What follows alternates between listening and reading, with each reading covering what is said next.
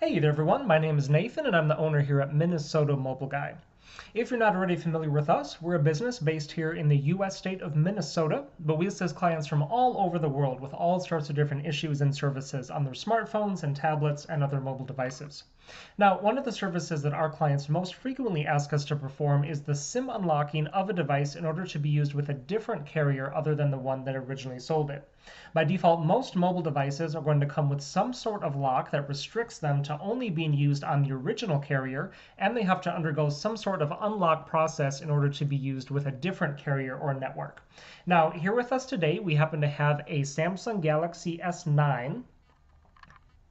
We're just going to turn this on here and show you real quick. S9 there on the back. This one happens to be from Sprint here in the US, as we can see by the Sprint logo there as it's turning on. But this is one that we have actually SIM unlocked for use on other carriers. We have a different SIM card inserted here, so let me go ahead and we'll just show you the lock screen here because that does show the information. So we've inserted a SIM from Cricket, which is a prepaid provider that runs on at&t here in the US. And obviously we can see the network name there and those signal bars. I'll go ahead and jump into the settings and show you exactly what we're working with though.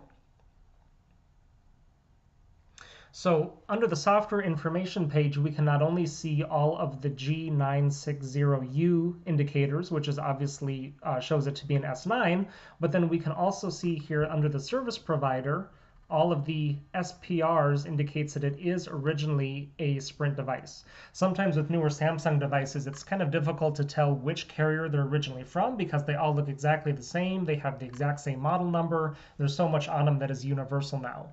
The other thing that also can kind of help us tell is all of the Sprint apps that are installed.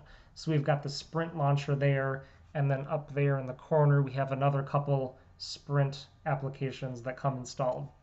Let me jump back to the network settings and show you that under the SIM card status.